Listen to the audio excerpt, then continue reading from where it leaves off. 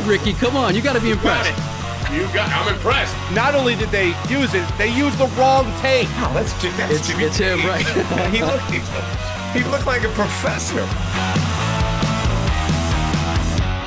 Hey everybody, welcome to the Philly Sports Convo. This is episode number 23, and my guest, gosh, you know this guy from 97.3 ESPN in Atlantic City, from the Pro Football Report. This guy, he's all over the place. He does a lot of stuff. You could follow him on social media at Wise Rye, because he is wise, and he is Ryan Rothstein. There he is. Ryan, how are you, man? Thanks for joining us. I appreciate it. I'm doing well, man. I'm really excited to be with you here on this episode of the Philly Sports Convo. And the whys in my social media handle it's very sarcastic. So just letting people know ahead of time. I'm not going to be helping you pass the LSAT or anything else. It's a very sarcastic handle, but I'm ready to have some fun with you, man. Let's do it. When it comes to sports, you are pretty wise, though. I mean, I followed you for a while. You're pretty wise, my friend. Yeah, we got a lot to talk about. First of all, I love the old school Eagles hat that you have on. I don't know about you. I mean, it's funny because you think about it. The Eagles won their only Super Bowl in the midnight green, but everybody still loves the Kelly green, including myself. I love the Kelly green. I love that logo with the eagle wings holding the football. I'd love to see them wear that jersey more often. What do you think about that? Oh my goodness, it's not even a contest. I mean, you see the Eagles play in those unis, and a little before my time. I'm not trying to age myself or anyone else here, but those unis are just a little bit before my time. But man, when I see them on the field in action, I'm like, how and why did we ever change these things? Yeah. I don't get it. And you just put them up in comparison to the current jerseys / uniforms, and it's not even close. Those things are, I think, honestly, with as least bias as I can have attached to this, I think they're the best jerseys in all of sports, honestly. In all of sports, not just football, in all of sports. Wow. That's saying something. Nothing pops off the screen like those unis do, Jason, for me. You know, I'll tell you what, and I am going to date myself here, because those are the jerseys that I grew up with. I mean, when I was a kid, it was Buddy Ryan, it was the gangrene defense, it was Reggie White and Clyde Simmons, and who else you had? Mike Golick and Mike Pitts and Andre Waters and Wes Hopkins. And that's the jersey I grew up with. But it's that, to me, and it's the Phillies powder blues. I love the Phillies powder blues. I'm an old school guy.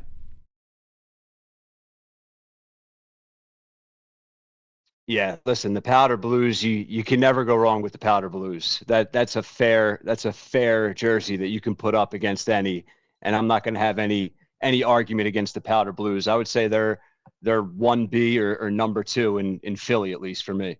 All right, there's a lot to talk about with the Eagles, Ryan, and we had you on TV last week talking about it. I want to get you back on TV. We'll talk about that after we stop recording this.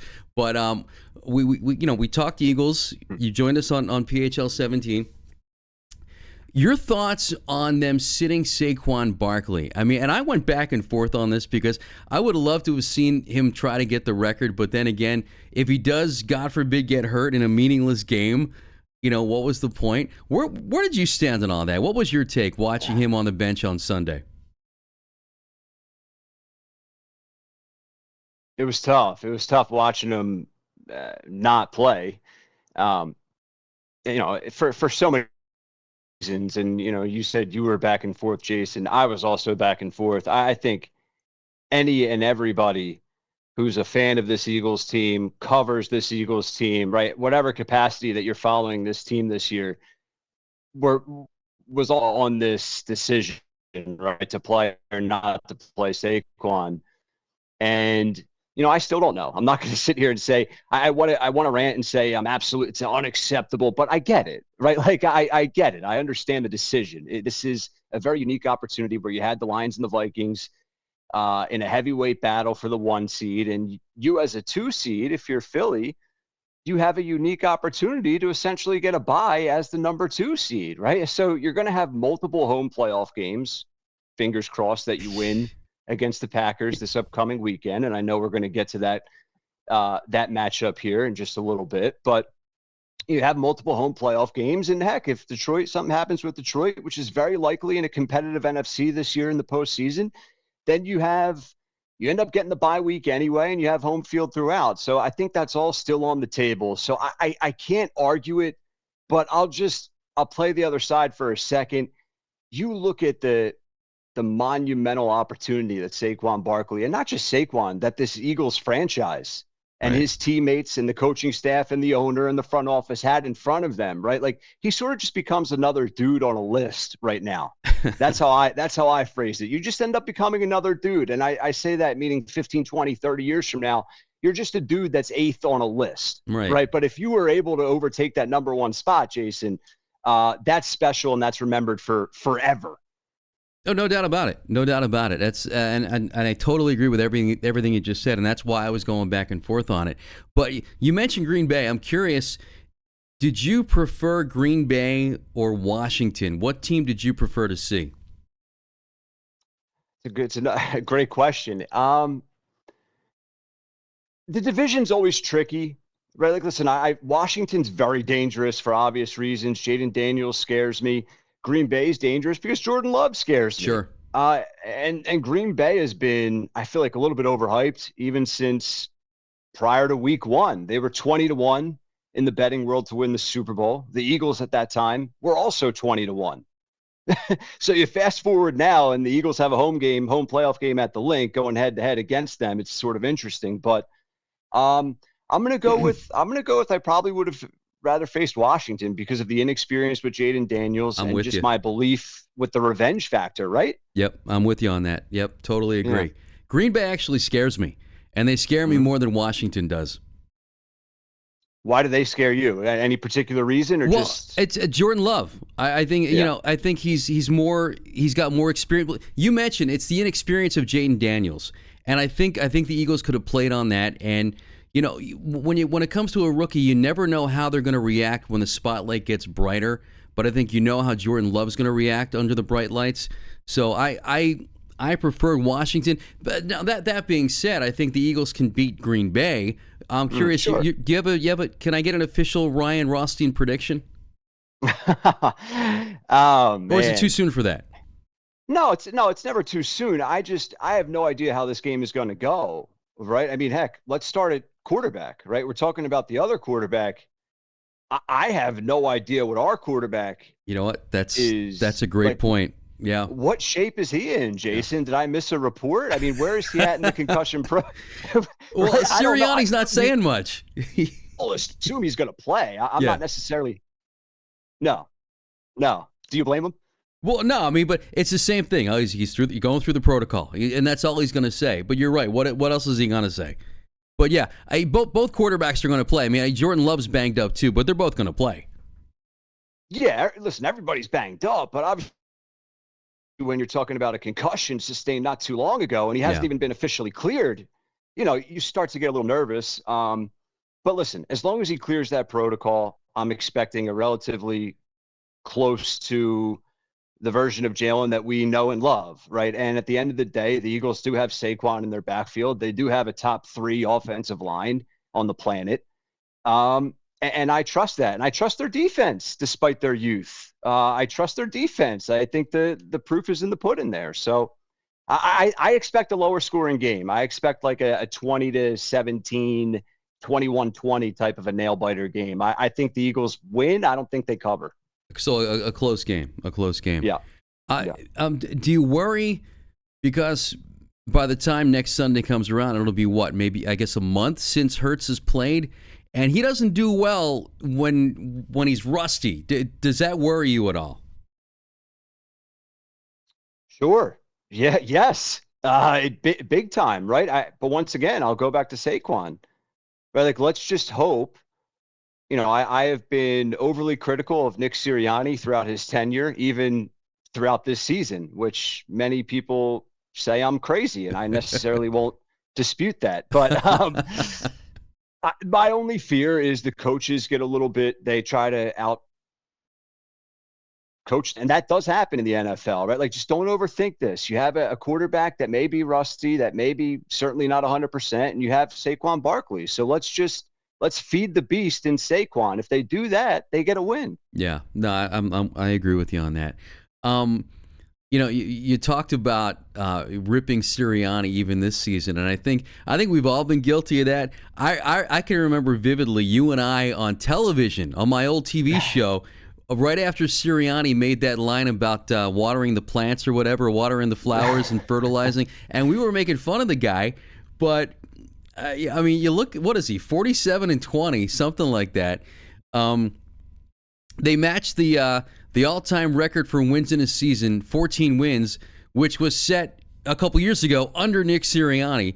So the guy's been to a Super Bowl. He's been to the playoffs every year. Is there something we're missing about this guy? Because, I mean, it seems like, we keep piling on, and at the time, it seems like the criticism is warranted, but yet the guy still wins. Is there something we're missing about the guy?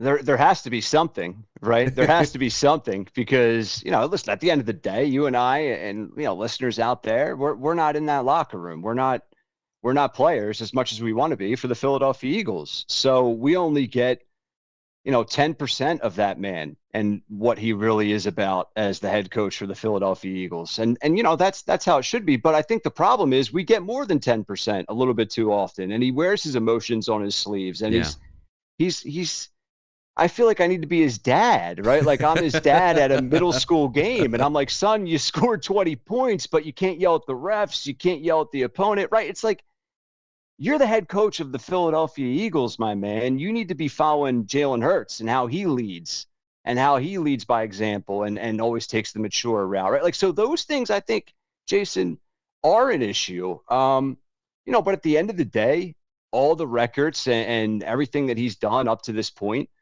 you do have to give the guy credit. You do. But I will say this.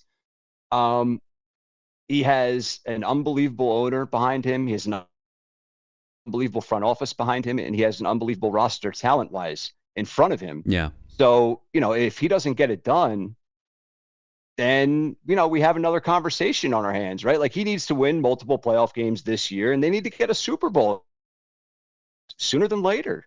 All right. Well, that brings up a question.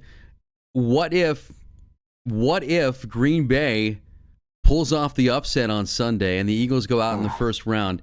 Is he on the hot seat? I mean, would they fire him with that record after a first round exit, or is it the kind of thing where, okay, you'll get one more chance, but it's a short leash? How do you think the team handles that in the event of a first round exit? Well, let me start by not answering your question and by saying,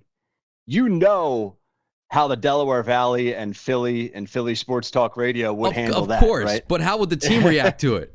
Sure. If I have to put my Jeffrey Lurie hat on, which fits nicely, but he wouldn't come out and say he's on the hot seat. I think he would come out and defend him based off of everything that you just said, right? Like, look at his track record, look at everything they've done. But I think internally he would be on the hot seat, right? Like, if the Eagles lose this game at home after the season that they just put out there for us, they need to come back in a big way next season. So to answer your question, I think he would quietly be on the hot seat for sure. So in your mind, what is a successful season? Is it a Super Bowl appearance, or do they have to win it all? What in your mind, what would constitute a good year for the Eagles? A Super Bowl, right? Like, let's just call it how it is. Like, it's a Super Bowl. This team has Eagles fans know the difficulty of fielding a Super Bowl contender, right? Like, we've been through Eagles fans. It's difficult to put out teams that they've been able to put out over the past 4, 6, 8, even go back to the Andy Reid era type of teams. So this isn't going to last forever, right? Like, this is a Super Bowl. This is a team that expects to win the Super Bowl when they enter training camp. There's not every team in the NFL does not have that same expectation. They may pretend to have it, but they, in reality, do not. The Eagles have had the lug, better way to put it, of having that expectation. So it's Super Bowl or bust, but I'll also add an asterisk, Jason, and say you sort of know a successful season when you see it, right? Like if they get to the NFC title game and they have to go on the road to the Detroit Lions, which is everyone's Super Bowl favorite, and they lose on a heartbreaking field goal, right? Like, it's a failure, but that's a success, you know. So you sort of know it when you see it, I think. Too. Yeah, that makes sense. I'm curious. You think Brandon Graham comes back next season? He was supposed to retire after this season, but I'm sure he doesn't want to go out that way. No, and he hasn't been shy about it. He's basically said exactly that. I think he absolutely comes back. We want him back. I think that the team wants him back. Yeah. So let's get you back, BG, and do it right one more time. Yeah, I agree with that. Were you surprised at the news today that Doug Peterson was fired as coach of the Jaguars? It's a shame, man. Yeah, it really is a shame. Right? I mean, one of the few with a statue here in Philly. But I'm not surprised, right? Like, were you? I mean, you look at that record. It's not his fault. Well, that's the thing. It's not his fault. But I mean, I know that they've kind of regressed year to year while he's been there. But I agree with what you just said. It's not his fault. No, it's not. And you look at what he inherited when he first got there. It was a dumpster fire. And that first year, he had Trevor Lawrence playing well, seemingly trending in the right direction, but then he ended up not doing that. It's tough, right? When you have that type of disappointment, someone needs to be the scapegoat, and it was Doug Peterson. But bias, I think we both are. I think he's a great dude, a great man, and an even better coach. So I hope he lands on his feet somewhere. I'd love to see him back in Philly. Yeah, I never wanted him to leave, and I don't think you did either. No. Listen, and it sounds like a silly question for a guy who won a Super Bowl, but does he get another shot, do you think, as a head coach? No, yeah, it's funny. I think it was my dad asked me that question earlier today. Like, oh, I'm sure the phone's going to be ringing for him, and I was like, I don't know. Yeah, I'm not so sure. Just the way the NFL is, it's you get fired twice. You typically got to take a back seat. You got to go back to being an offensive coordinator, right? Yeah. Because I mean, there could be I'm not saying I agree with this, but there could be the thinking out there. Maybe Philly was a fluke. Maybe the Super Bowl was a fluke. Because he ended up getting fired here. He ended up getting fired in Jacksonville. I mean, but I'm like you. I think he's a really good coach. I think he's a great guy. I didn't want to see him leave the Eagles, and I really hope he gets another shot. No, me too. I agree with all the above that you just listed there, and it's not to bring up bad memories with the Eagles here, but he left on just weird terms here too. Man. Oh yeah. Like it was, the franchise sort of pulled the rug out from under him behind his back a little bit. Like it got ugly and weird. And it was just an unfortunate departure on both sides, I think too, which is a shame. Now, I mean, obviously, you and I aren't in the NovaCare complex. We don't know what goes on, but the speculation was they were basically telling him, hey, these are the coaches you have to hire. And he said, "Look, I won the Super Bowl. I'm going to hire who I want." Right? Is that your understanding of it? Yes. Basically, it was. He came out on a press conference. I forget which day it was at that time, but he said, he was asked a million questions. One of them being, what about your staff? Right? Do you plan on making changes? Are your coordinators' jobs safe?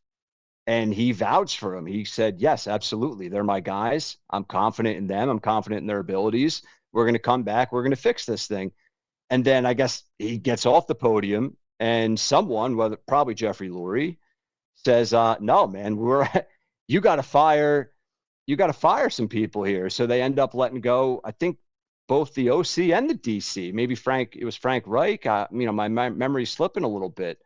So Doug was really heated at that, and they essentially pulled that responsibility out from under him. Like, you're not in charge of the hiring process or the firing process, and it got ugly from there. Yeah. And he basically said, "Okay, then I'm out." And so, and Right. and listen, the guy won a Super Bowl. I mean, good for him for standing his ground. But it's a shame it had to end like that. So, I want to ask you about. I want to turn to the Sixers because it seems like lately. I mean, dare I say, are they turning things around? Have they turned it around? It certainly looks a lot better now than it did, a month or two ago. It feels that way. It feels that way, right? Listen, they've definitely turned things around from where they were, but I don't know if that's saying much because they were rock bottom does not do it justice for where they were at not too long ago. But the big three, they've been more consistent in the lineup. Joel Embiid has been more consistent than he was in the lineup. And I think you've been able to see glimpses of what this team is capable of, most notably on Christmas Day, right? Going into Boston against the defending champs and getting a win. That was a big win. Big win. So, it's tough. They're still floating below that 500 line, so to speak, if you will. And it's tough for fans, but I'll say this, like that potential in that Christmas Day game should give you hope. And I think you should maybe foolishly buy into this team because when healthy, and I know that's a huge if, Jason. That's a big if. They're a contender. I know. But did they dig themselves such a deep hole at the start of the season that it's gonna screw them, come playoff time? I mean, are they a contender? Are they just gonna kind of squeak in? Yeah, no, that's the question, right? Like in the NBA, the one good thing is it's a league of runs, both within a game and and when healthy, this team is capable of winning 15 of 18. Yeah. Right. So it's asking a lot. It sounds ridiculous for me to say right now, but they can do that. And if they can get into that top 5 portion of the East, I think they put themselves in position to win a couple playoff series. And you know what? It's not like the Eagles, right? Like you and I, Jason, where we're saying, if you don't bring home a Super Bowl, if you don't bring home the Lombardi Trophy, we're calling into every radio station wanting everyone's heads. Right? Like all Sixers fans are asking, which is so rare in Philly, can you just get us past the second round? Right? Like that would be a massive success.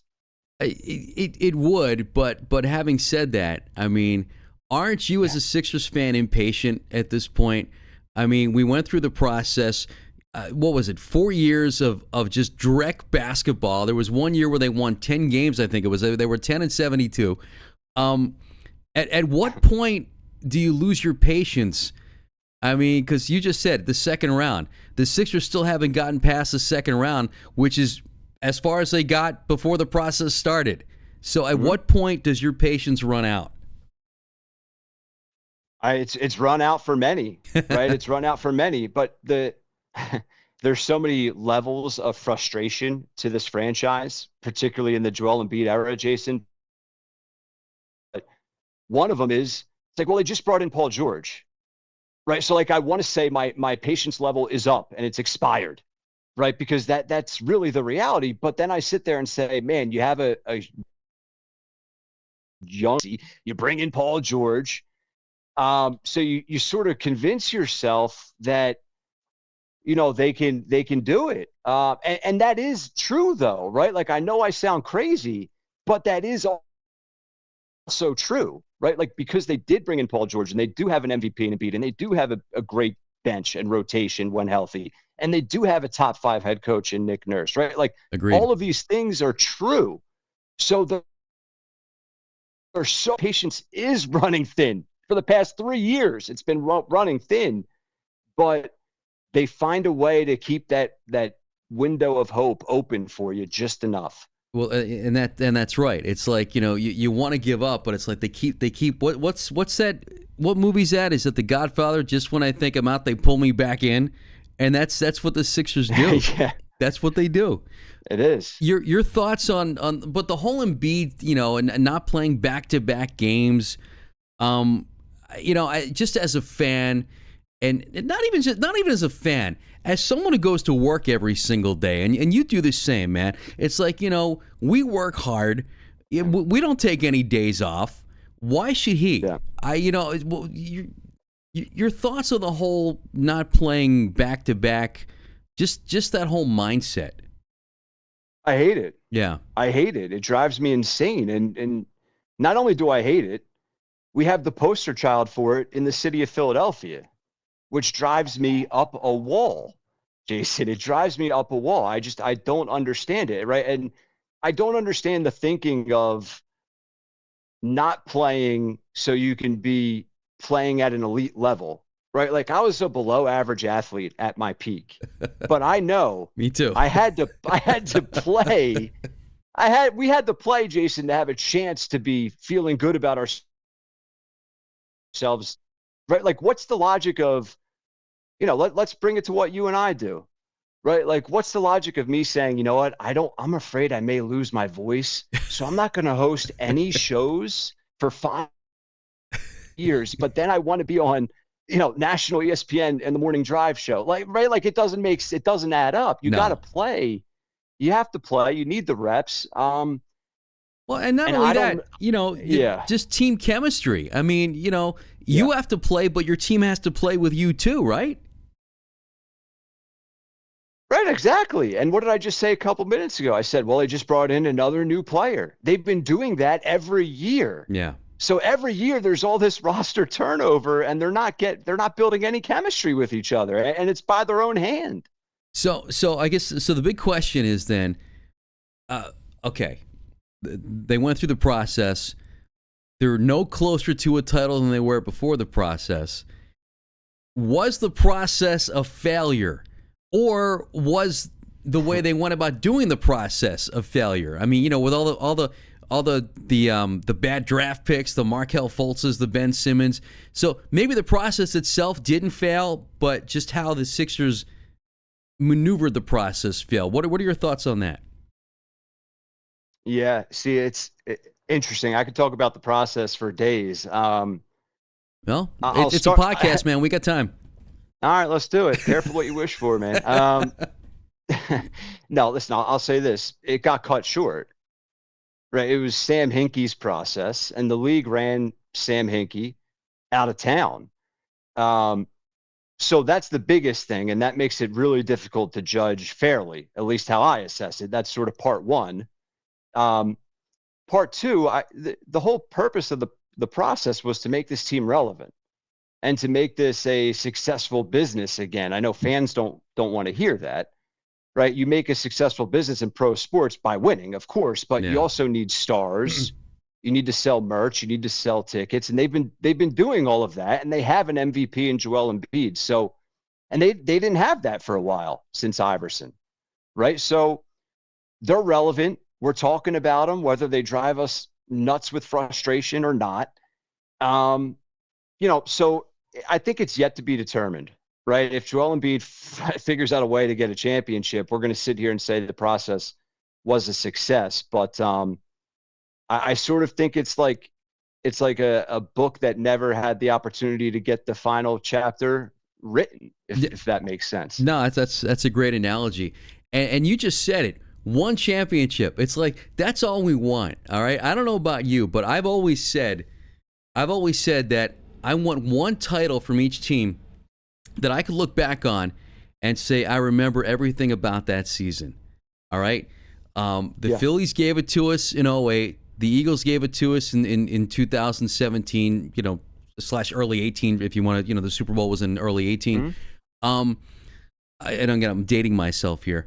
I was 2 years old when the Flyers won their second and last Stanley Cup in 1975. I don't remember much about that. I was 10 years old in 83 when the Sixers won. Don't remember too much about that. So yeah, I just want one title that I could look back on. I mean, and I don't know how you feel about this. Like a good friend of mine's a Boston sports fan. And it's like, dude, you want to talk about an embarrassment of riches? Just give me one title from each team and I'm happy.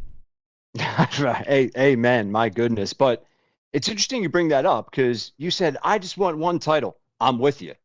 But for me, and not to get corny and cliche, but I just want a memory. Yeah. Right. Like if you go back in, if you go back in the history of Philly sports, Jason, and I'll speak for myself and you can add to this, 2001, right? One of the most beloved sports teams in Philly sports history, Allen Iverson's team. They got obliterated by the Lakers in the finals. We love that team, We right? do. Because Iverson died for this city, right? I mean, like he put everything on the line for this city and this fan base and that team that year and that run. It was spectacular. Embiid just hasn't given us one playoff moment. Like, he hasn't given us anything to say, oh man, but that series and that game and this. I don't have a memory of Joel Embiid. Like, and it's sad, but I really don't, right? So I just want him to be a warrior for one playoff run. I don't even know if, I want the title, but you get what I'm saying. Yeah, no, absolutely. Yeah, you're right. You're right. I mean, Iverson, that team didn't win, but none of us will forget stepping over Tyronn Lue, right? Nobody will forget that. And you're right. I mean, whether it's a championship or not, the big sports moments are connected to other moments. And maybe you had a similar thing. When the Eagles finally won the Super Bowl, I will never forget. I might get emotional. Hugging my dad. All right. Thank God my dad's still here. But I'll never forget hugging my dad after the Super Bowl. Stuff like that. Every big sports moment is connected to a memory. I'm sure you have memories like that too. No, absolutely. Absolutely. I mean, for me, the Phillies in their World Series in '08, really my first experience in my lifetime seeing a Philly team win a championship, right? Yeah. So just like I was in college at the time, getting on the phone with my parents and, just like coming home for the parade and, even the Eagles, all the memories, right? So yeah, it's special. And those, you bring up the point, I think, of it all, those memories that we make by the memories that they provide us on the field, right? So that's the big connection. Well, that's part of why we love sports. I mean, not only is it excitement, but it helps. It provides memories. It connects you to family, and every sports moment you look back and you enjoy that with a friend or with a member of your family. I'm curious. You're such a big sports guy, such a big Philly sports guy. The whole controversy with the Sixers arena in Chinatown in Center City. You have any thoughts on that? I don't. It's sort of tough, right? Because I don't know. I don't honestly like. I don't know where I should stand on it. Yeah. Is that ignorant of me to say, right? Like I feel for the impact. No, it's the negative, right? Like the negative impact that it will have is unfortunate and terrible, and I don't want a sports team in this city to cause any negative impact to the potential positives. And I do see where they're coming from in trying to put an arena, quote, in this city. Right.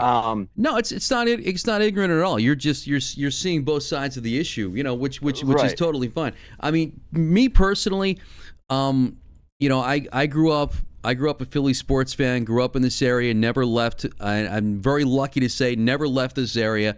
And I grew up going to the sports complex. And I've always loved that all four teams were in the sports complex. And, I get that the Sixers want their own arena for, the financial aspect of it. They want to own their own arena. They don't have to pay rent to anybody. They want to be able to put on, concerts and stuff. And that makes total sense. Can they find land in the South Philly sports complex and build it there? It's such a perfect spot. The land is there. The highway access is there. Right. It's not too far to come over the bridge from Jersey to go to a game. It's a perfect situation. They're building up the area with Xfinity Live and building more entertainment stuff down there.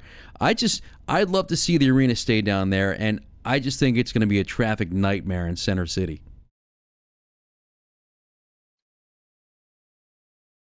Oh, it definitely will be a traffic nightmare. It will be. When that point gets brought up in the conversation, I don't know how serious to take that, right? Because like at the end of the day, we're Philly. It's going to be a nightmare, and it will cause for many conversations, people unhappy. But I think my point is fans are still going to go. That doesn't mean they shouldn't care about a potential major issue. That's not my point. But I'm just trying to figure out how to view it. But I think you hit the nail on the head, Jason. I think at the end of the day, not many cities have 4 professional sports teams. And then on top of that, they have them all on each corner across the street from one another, right? mean, So that is special, and I think they should try and keep that. It really is special. Think about it. You go down to the South Philly Sports Complex. You got Citizens Bank Park on one side of the street. You got the Lincoln literally across the street from one another.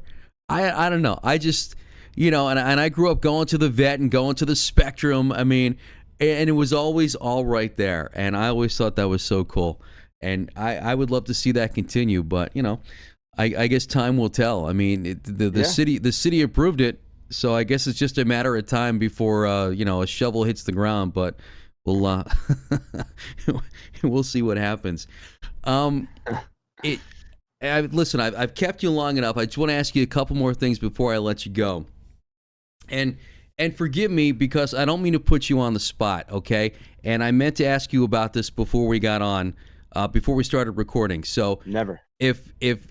If you do not want to talk about this, that is totally cool. And again, forgive me because, hand to God, I meant to ask you this beforehand.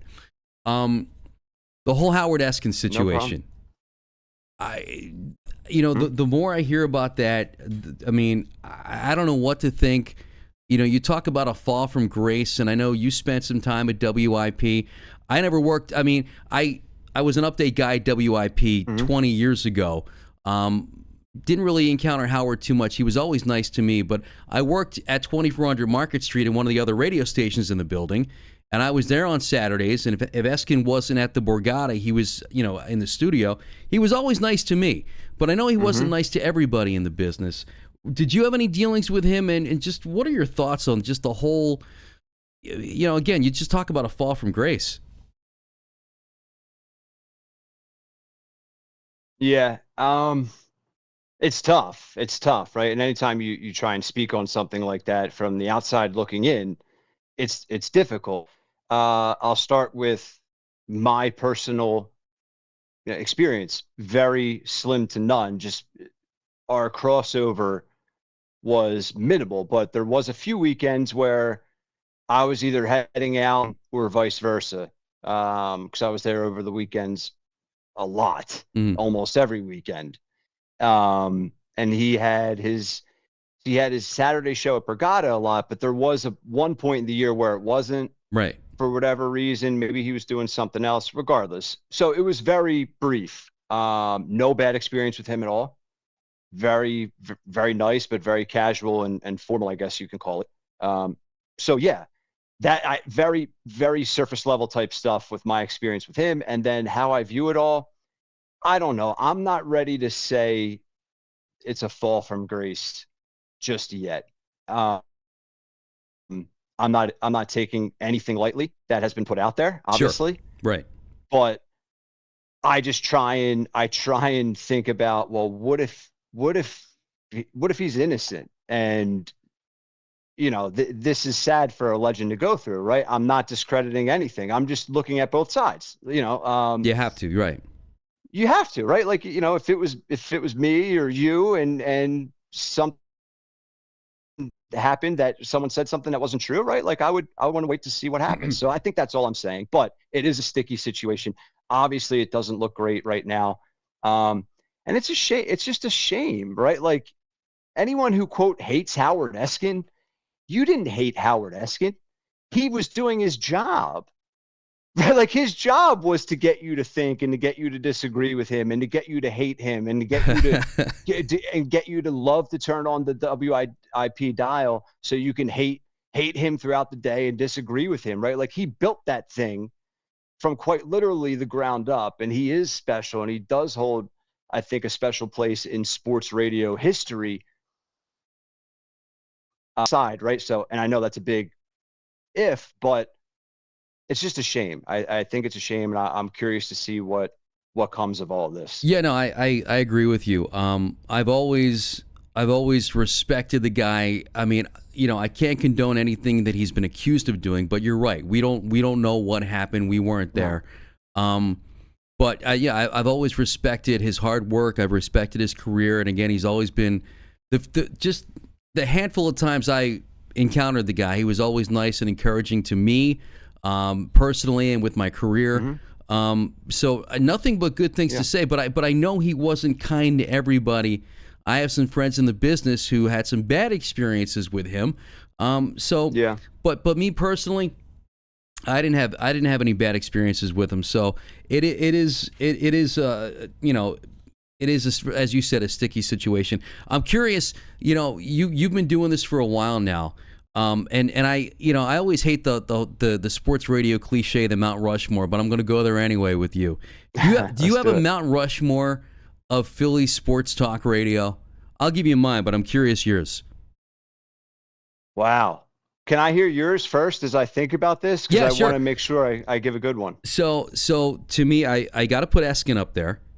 All right. Yep. I put Mike Missinelli up there. I put them on opposite ends because they hate each other. I could goes tell you, hand in hand. I could tell you some. I could tell you some Eskin and Missinelli stories from. I was a producer at WIP in 1995, and I was in the building once when they almost came to blows. But I'll tell you that story another time. But Eskin and Missinelli, you got to put Angelo Cataldi up there, I think. Yeah. And to me, if you talk about the early days of sports talk radio in Philly, and if you're gonna give Howard Eskin the credit that he deserves for helping to build sports talk radio, you also have to give credit to Steve Fredericks. Remember him? Remember Steve Fredericks? I do. Yes. Yes. It was the Steve and Mike show on WIP. It was Steve Fredericks and Mike Missinelli. But before that, 12:10 a.m. was a they were a general talk station, kind of like they are now. They didn't lean so much to one side back then, but they were WCAU AM. They had the Phillies back then. Steve Fredericks did a show every night called The Sports Line. And since CAU AM was a 50,000 watt station, at night he was heard by like half the country and parts of Canada. But he and Eskin, I think, built sports talk radio in this town. So it would be Eskin, Missinelli, Angelo Cataldi, and Steve Fredericks. That's my Mount Rushmore. Wow. All right. Those are good ones. I think ours are going to be similar. Okay. I'm going to start with Howard. Because like Eskin's a name that my dad knew like well before I knew I'd be in this industry, right? Like it's Howard Eskin. Sure. My grandpa, right? So it's like mine too. It's like Howard's a big deal, right? Like he just is. He's a big deal, man. Yep. And I know we're not alone in that connection. So it's Howard, it's Angelo. Angelo is, worked at WIP for a few years, and I had the privilege of, listen, I was a nights and weekends guy, right? But I had the privilege of doing overnight shows where leading in, I'm going to call it leading into Angelo in the morning show. That's before pretty they cool. Got off. Yeah. And that's a big deal. And I'm doing crossovers with Al Morgani and Jonesy. And it's like, that's awesome. Man. Like I didn't deserve that, but it's just where I felt, right? Like it was awesome. And like, I got to see them work up close and just like, everything that they did was planned. Right. But it never came off that way. Yeah. Like, so having a shtick with coming off like you're just an idiot, but really you're the complete opposite, right? Like it was impressive what Angelo did. I think he did a lot of things that Howard did, but just in different ways. Yeah. Howard, the next two are tough. I'm going to go with one, that similar to Howard, and I had the opportunity to be his producer for a little while. He got a little sidetracked later in his career, but Tony Bruno, I think is a legend in this. You know what? That's a great one. Philly. I mean, yeah, that's a great one. I had the opportunity to be his producer for a little under a year, and you can say what you want about the guy. He opened his home to me. He was a very nicest guy to me personally. Treated me very, very well. I can only speak to that. And I look at his time at WIP, building WIP with Howard and Angelo, and then he had time at 97.5. So I try and look at guys that were at both. I think that's special. If you can be a guy at both the big stations. It's a big deal, right? Yeah, sure. Tony Bruno's a great one. Look, he's a legend in the industry. You're right. Yeah, absolutely. A lot of different things. And my last one, I'm going to go a little bit outside the box. I'm going to go Big Daddy Graham overnights on WIP. You know what? That's a great one too. Yeah, that's great. Big Daddy was legendary. awesome. Legendary, man. Yeah. Yeah, Big Daddy, and I only met the man a couple of times. Can I tell you a quick Big Daddy Graham story? Please. So, gosh, I'm going back. I want to say might be 2017. Okay, so I'm working a charity event through Channel 17. I'm hosting a charity event for the Alzheimer's Association. And he was very passionate about that because I guess his mom had Alzheimer's. So he was there. And it just so happened, like a week or two after that, I was supposed to, for the first and actually to this point still only time, try stand-up comedy, okay? I was doing this stand-up comedy thing like a week or so later. And I said to him, I'm doing this comedy thing, never done it before, always wanted to try it. Can you give me any advice? And he said to me, he's like, let me tell you, I can't do a Big Daddy, but he said, he said your opening joke is key. Okay, you got to have a good open. And he gave me an opening joke to use, and I used it, and it killed. And so I reached out to him afterwards, and I thanked him. He was great. That's awesome, man. I've heard so many stories from like anyone you bring industry or even on the outside of this industry, they have a story. They have a story for him, man. Just nonstop, one story after the next. And just it's big personality, a lot of fun, and also cared about people. So pretty cool. Yeah, no, he was awesome, and unfortunately left us way too soon. But it's really cool. It's really cool seeing what his daughter Ava is doing at WIP. She's like the assistant brand manager there, so she's doing great. And I'm sure he's looking down and smiling on her. All right, last question for you, my friend. Okay, before I let you go. So you're based down the shore. I'm curious now. I love going down the shore in the summer, like a lot of people do. I have a couple of go-to restaurants down there. I'm curious what your favorite places are. If Ryan Rothstein wants to dine out one night, where are you going? Say in Atlantic City, let's say. Okay, I'm a guy that can barely afford the $10 cheesesteak, so I don't want to come off as a snob hey, listen, here. My go-tos aren't expensive. Trust me. Okay, no, well, I was going to go an expensive route, but I'm going to go with the cheaper route first. Okay. So Tony's Baltimore Grill in Atlantic City is legendary. Yes. I was going to mention that place. The pizza and the ravioli are amazing. Amazing. They have floors and some other things for the first time in 100 years, but up until a couple years ago, that place literally was the same for 100 years, and it made it special. You can go in and get a beer any time of day or night, and the pizza's awesome. It's like $9 from Tony's 100%. And then on the flip side, Cafe 2825 which is basically a block away from Tony's. And I've never been there.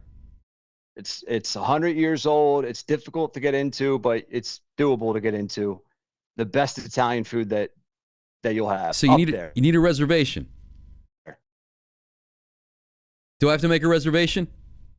Yes and no. They have a tiny bar with about 6 bar stools that they let you just walk in and sit at the bar. So you can wait it out. You can wait out a bar stool. I'm gonna write that down. Cafe 2825. Because it's been a while since my wife and I went down the shore and had a date night, so I think we're gonna do that.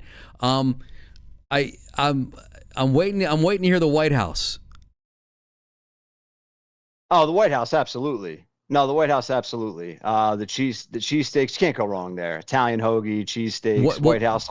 What's like your main go-to there at the White House? A cheesesteak. Okay. Cheesesteak. But they have a great Italian. They have good tuna as well.